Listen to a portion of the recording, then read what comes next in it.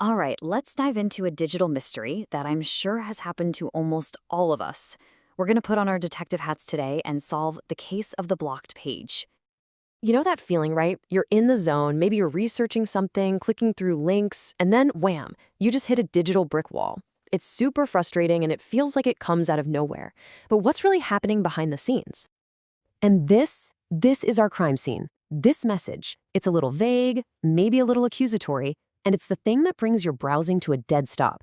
This pops up when Google's automated systems think something weird is going on. But what in the world does unusual traffic actually mean? Okay, so to figure out the message, we first have to understand who's sending it. Think of Google's system as a kind of digital detective.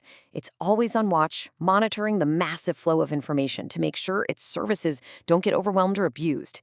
Its whole job is to sort the good guys from the bad guys online.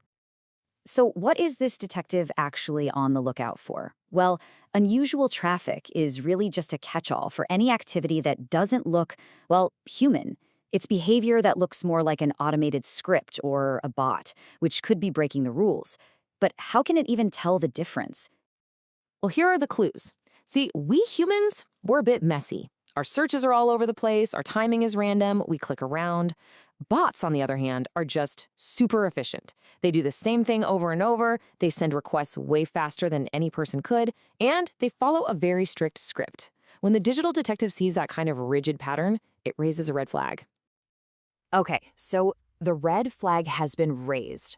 Our detective has flagged our connection, so now it's time to bring in the usual suspects. Who or what is actually responsible for this bot-like activity that's supposedly coming from our network? Our first suspect is the one that sounds the scariest, the hijacker. This is the idea that something malicious, something you definitely didn't approve of, has wormed its way onto your device and is sending out all these automated requests behind your back. And a hijacker can take a few forms. It could be classic malware, a virus running silently in the background. It could even be a browser plugin that seemed totally harmless but has now gone rogue. Or maybe it's a script you don't even know is there, just using your connection for who knows what. Let's move on to suspect number 2, who's a little more subtle. What if the problem isn't even on your computer at all? You could be what we'll call an unwitting accomplice. Basically, you're guilty by association just because of the network you're using. Yeah, this happens all the time on public Wi-Fi or at the office or even at home if you've got a lot of people on the same network. The unusual traffic might be coming from a totally different device that just happens to share the same public IP address as you. To Google's detective, it all just looks like it's coming from one place. So we've got our crime scene, we've met our detective, and we've lined up our suspects. It is time for the verdict. Now, while the hijacker and the unwitting accomplice are definitely possibilities, the real culprit is often someone we never even thought to suspect. And here it is, the big twist in our case. What if the source of all this suspicious, robotic-looking activity was you, all along? Not because you're doing anything malicious, but because you're just doing things a little too well, a little too fast. This quote right here is our smoking gun. This tells the whole story. If you're a researcher or a developer, or honestly just someone who is really, really fast at searching online, your perfectly normal human behavior can start to look exactly like an automated script to that digital detective. So, look, while the idea of malware is kind of scary, the reality is that the most likely reason, by far, that you're seeing that warning page is just because you're a fast, efficient, curious human being. Your power browsing just accidentally tripped the alarm. So, case closed. The verdict is in.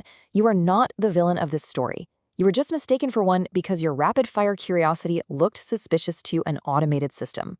So you can definitely breathe a sigh of relief. Okay, so now that we've solved the mystery, what do you actually do about it? How do you tell the digital detective, hey, I'm one of the good guys, and just get back to what you were doing? Well, thankfully, the solution is way simpler than the problem sounds.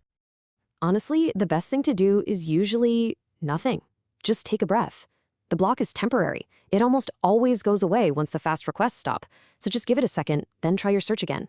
And hey, if you do think you might be an unwitting accomplice on a shared network, it probably couldn't hurt to let your IT admin know. This whole thing, this simple error message, actually brings up a really fascinating question for the world we live in now.